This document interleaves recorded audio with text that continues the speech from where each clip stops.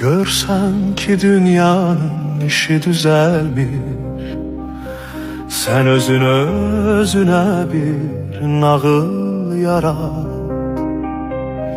Bir yaşıl çemenlik, bir temiz bulak, laleli düzleri getir gözüne. Görsen ki dünyanın işi düzelmiş, bir nağıl dünyası yarat özüne.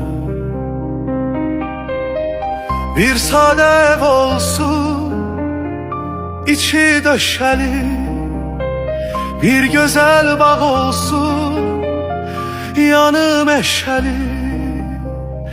Kocaman ağaçlar göğe dikilsin, torpaqda min nazı nemət əkilsin.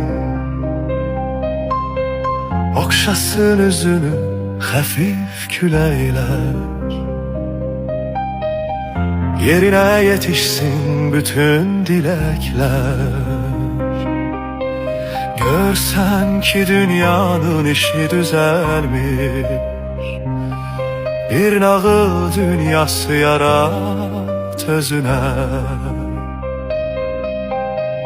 Bir dünya yarat ki sevgi çok olsun, bir nağıl yarat ki pislik yok olsun. Hiç kimin arzusu yarım kalmasın, bir nağıl iste ki ölen olmasın.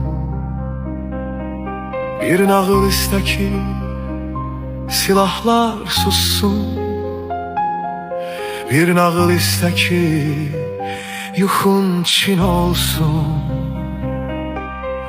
Bir nağıl dünyası yarat beləcə,